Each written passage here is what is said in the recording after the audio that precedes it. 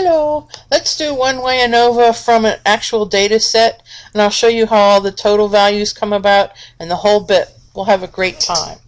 Alright, so here we have a data set that has no story, just has a few data points. So we have 3 columns, those are our 3 treatments, and in each column we have 4 observations. So A has 7, 3, 6, and 6, B has 6 and 5 and 5 and 8, and C has 4 and 7 and 6 and 7.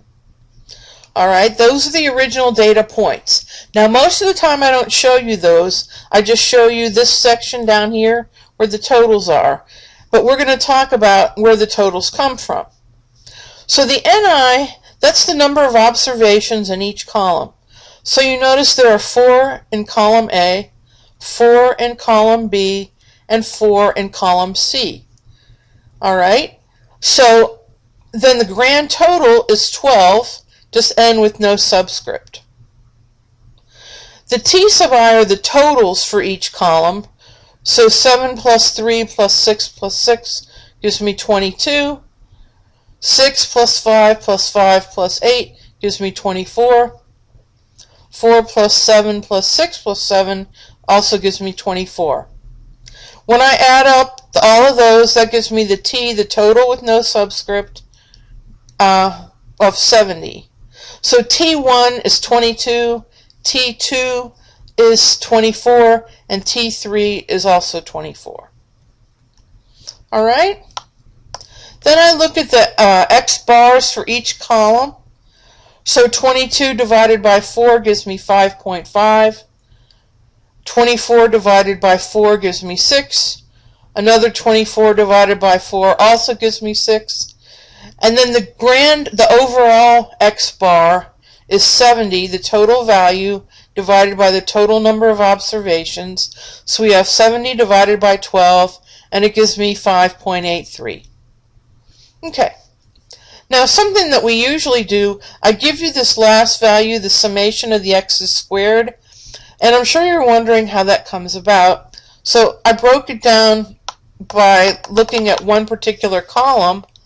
If we look at the first column, what I did is take 7 squared plus 3 squared plus 6 squared plus 6 squared. That gives me 49 plus 9 plus 36 plus 36, or 130. Okay? Those are the summation squares for that column. I do the same thing for each column.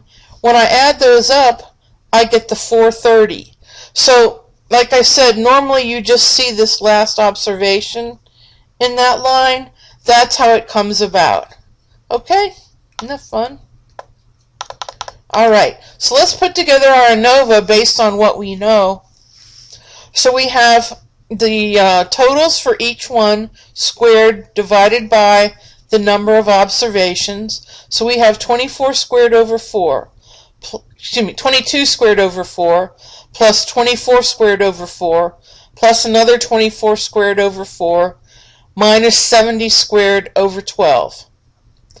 So that gives me 121, 144, 144, minus 408.33. That gives me 409 minus 408.33, or 0.67. Okay. Then the total sum of squares, the SST, is that summation of the x's squared minus the t squared over n. So that's your 430, and you're subtracting out the same value that you had from back here, and that gives me 2167. My error sum of squares, my SSE, you take total sum of squares minus treatment sum of squares. Hang on. There you go.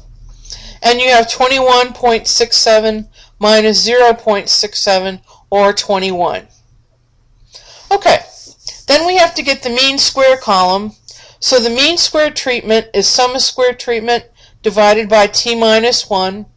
So that's 0.67 over 3 minus 1, or 0.67 over 2, which is 0.335. Then following that same logic, the mean square error is sum of square error over n minus t. So that's 21 minus, and then that's 12 minus 3, so that gives me 9. So take 21 divided by 9, and that gives you 2.333. And then your F star, which is going to be your test statistic, is your mean square treatment over mean square error, and that's 0.335 over 2.333, and that gives you 0.144. So that's what your final table would look like if you're putting that together. You've got your source, your degrees of freedom, your sum of squares, mean square, and F. So when you run your test of equality of treatment means, you're going to have mu1 equal mu2 equal mu3 versus not all the mu sub I are equal. Your F star, we just calculated that was the 0.144. Now for our rejection region, we need to find F at alpha with treatment and error degrees of freedom. So let's just use alpha of 0.5, and our degrees of freedom are respectively 2 and 9. When I look that up, that gives me 4.26, and I'm going to have if F star is greater than 4.26, then we reject HO. So in this one, we fail to reject HO.